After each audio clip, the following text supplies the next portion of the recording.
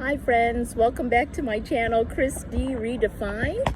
And today I'm doing a quick short about my opinion, my personal opinion about Portuguese cuisine. I'm going to preempt this by saying if you're Portuguese, please don't be insulted. It's just my opinion. Others might think differently. So it's, again, my opinion. And I come from a different perspective. So I am from the U.S. I grew up in Philadelphia where there's a ton of different nationalities.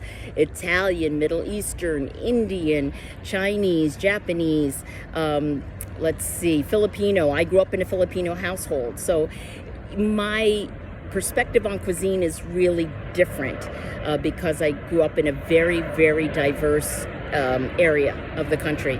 And then on top of that, I moved to Hawaii 20 years ago, so I also have experienced Hawaiian cuisine, which is very different from other cuisines. And now I live here, and I've lived here for 2.5 years. And so here's my opinion of Portuguese cuisine, again, from an American perspective. I don't particularly like it. I find that the Portuguese, and this is my opinion, they have certain things for breakfast, and you got to stick in that box. They have certain things for lunch that's a little more flexible. Sometimes it's soup, salad, sandwiches, or a little something you pack from home.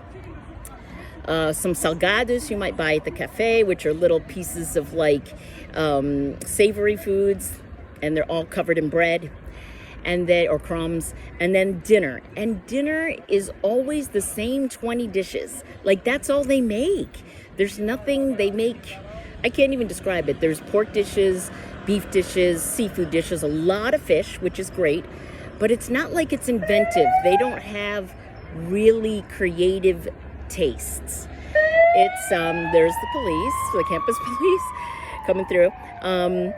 They're not really inventive with their flavors. It's not like Italian cuisine where you get sometimes you get lemon, sometimes you get oregano, sometimes you get thyme, and sometimes it's peppery and hot and spicy, and sometimes it's not. Over here, it's rarely spicy. Everything swims in a brown sauce or azeite, which is olive oil. Everything's swimming in a liquid, and everything's overcooked, in my opinion. Everything's wilty and overcooked. There's no crunch to it. There's no texture.